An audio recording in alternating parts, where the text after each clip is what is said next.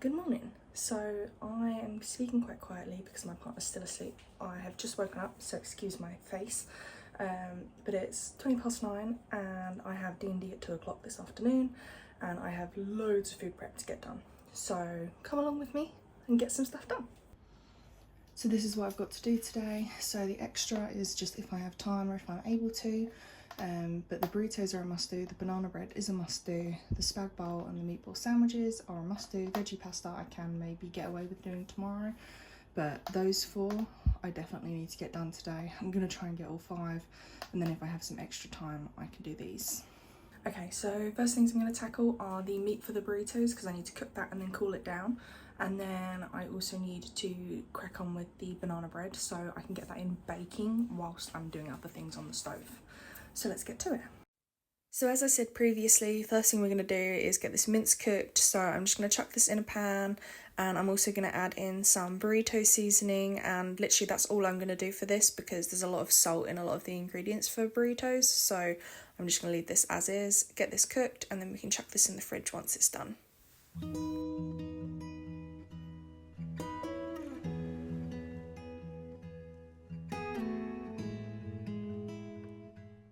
So the next thing we're going to do is make some banana bread. These are fantastic to go in the freezer, so I make a big batch. I usually make them into cupcakes, so I can just sort of take 1 or 2 at a time and defrost them. And yeah, you literally just bake them all up, chuck them in the freezer, and then defrost them in the microwave for like 40 seconds to a minute. And they're steaming hot. They're best a little bit warm, but you can also just defrost them on the side or in the fridge during the day. They're fantastic. They stay really nice and moist, and yeah, I just absolutely love these. So here I'm just peeling the bananas, I'm about to mash them up. You really want very brown bananas, as brown as you can get them, because the sweeter they are, the better this tastes.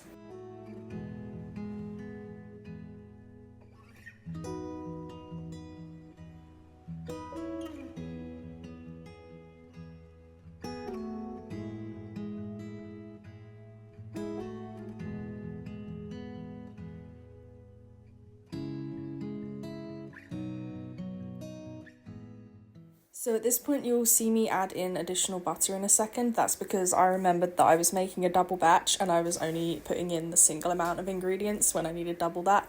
So I'm just adding in the additional butter that I needed. I'd also like to add that you should normally at least melt the butter, but it was quite soft because of the temperatures at the time because we've been going through a bit of a heat wave, so I just chucked it in. I don't find it makes a major difference.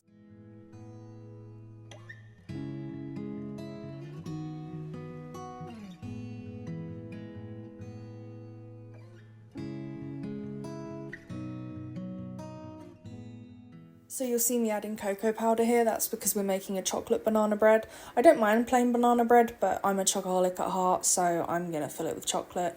I later on add some chocolate chips as well. I basically just cut up like half a bar of dark chocolate and half a bar of milk chocolate, or double that, so it'll be a whole bar of each because I'm doing a double recipe.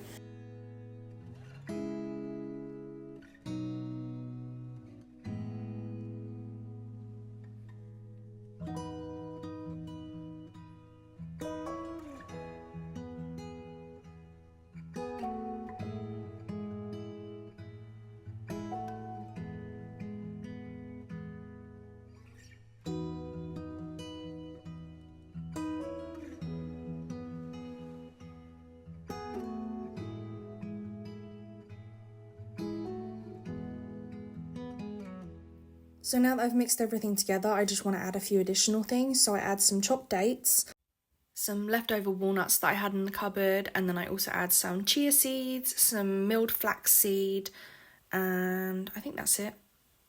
Oh yeah, plus the chocolate chips I mentioned earlier.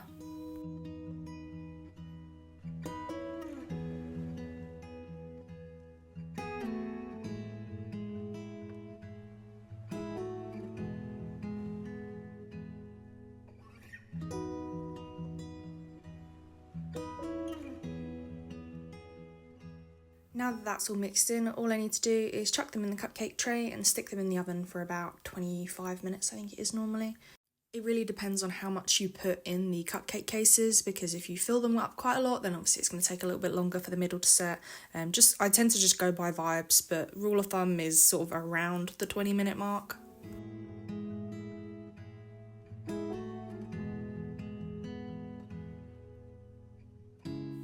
Now that those are in baking, I thought I'd finally crack on with the veggie pasta. There's a lot of vegetables to chop up for this, so I'm just going to chop them all up and chuck them in a pan.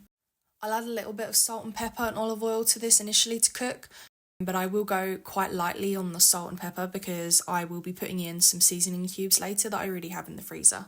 In terms of what vegetables I put into this, it tends to be whatever I have / whatever I buy at the shop. So in this instance, courgette, green beans, I think I put some broccoli, there's red onion, carrot, and some cannellini beans as well. I'm just cutting everything into like sort of inch, couple of centimetre bite-sized pieces. You can absolutely make things smaller, chuck it in a food processor, leave things a bit chunkier, sort of just do whatever you feel like.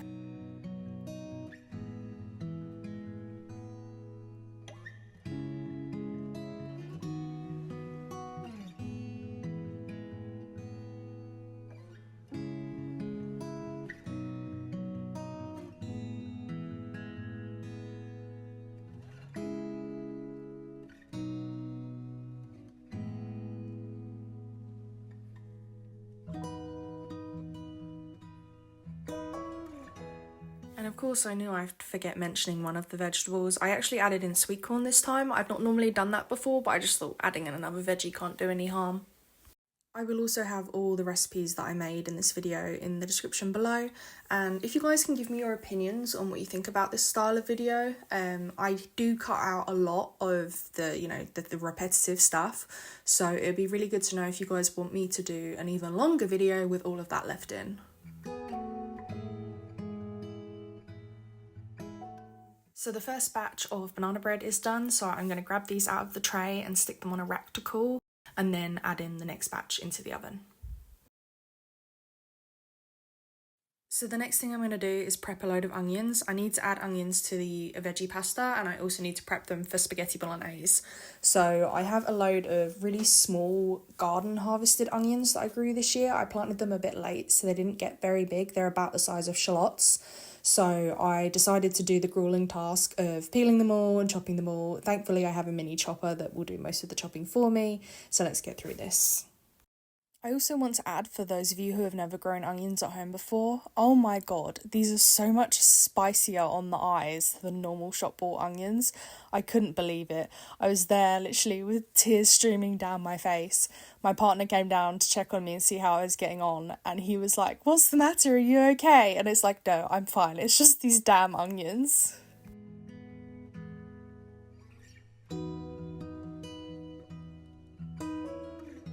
So the last few cupcakes are all done now, so we'll leave these out to cool for about half an hour to an hour, should be as long as they need, and then we can chuck them in the freezer. Next thing we're going to do is start cooking the spaghetti bolognese and the vegetables for the pasta. The veggies will be going in the freezer once they're cooked, so then I can meal prep them as and when I need them with pasta, and the spag bowl will also be frozen in batches. Here I'm adding in the stock cube, flavour cubes, whatever you want to call them, that I mentioned earlier. These are a mix of fresh herbs, olive oil, and a few other bits and pieces like lemon and capers. I'll put the recipe down below. It was an adapted one from, I think, Rainbow Plant Life. So I've just added in some frozen garlic cubes into the onions there, and now I'm adding in the mincemeat as well to brown that.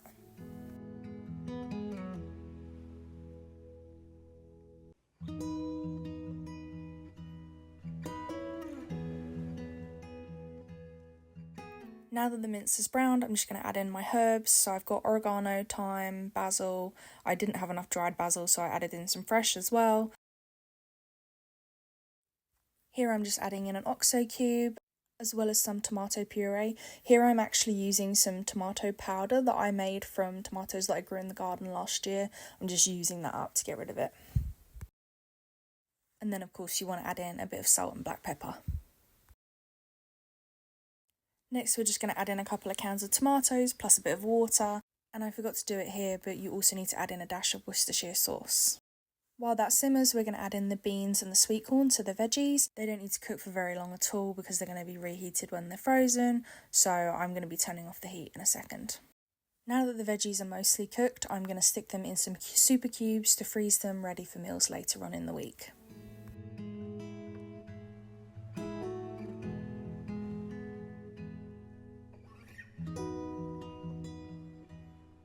So while those cool down on the side, we can finally freeze the cupcakes. So I'm just sticking them in some large resealable bags and then they will go into the freezer.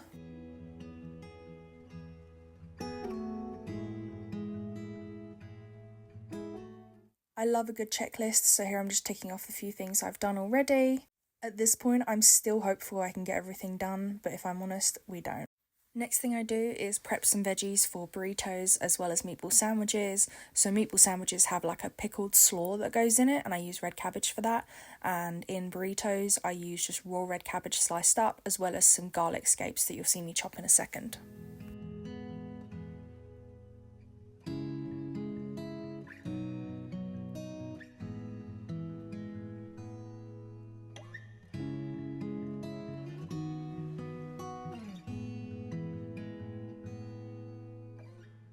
Now that that's all done, I'm just going to give this a stir and take it off the heat. Now looking at my watch, I realise I probably don't have as much time as I thought I did, but let's just crack on with getting these burritos made up. So our ingredients for burritos are fairly straightforward. We do a layer of refried beans. We would then also normally add a layer of rice on top of that, but I forgot to buy the rice this time, so we're just skipping that.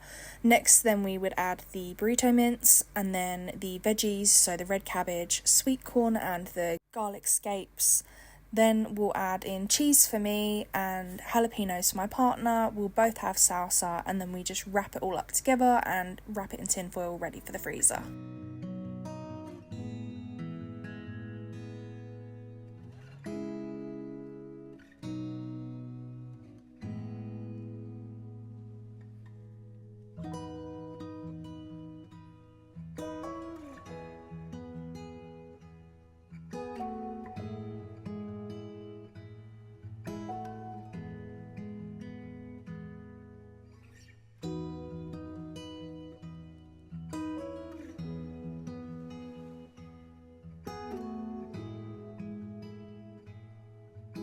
And then here I'm just labelling whose is whose, just so we don't get them confused. Next, we're just going to pot up the spag bowl ready for freezing.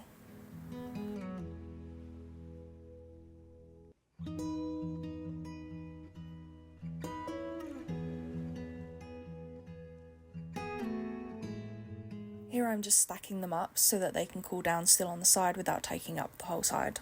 Finally, the last thing we've got time to do is add the lemon juice and the onion to the slaw for the meatball sandwiches, and the meat will just have to go in the freezer ready for me to do another day.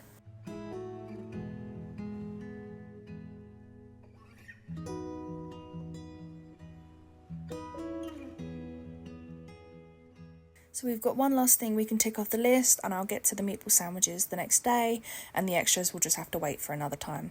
Thank you so much for watching. I hope you enjoyed.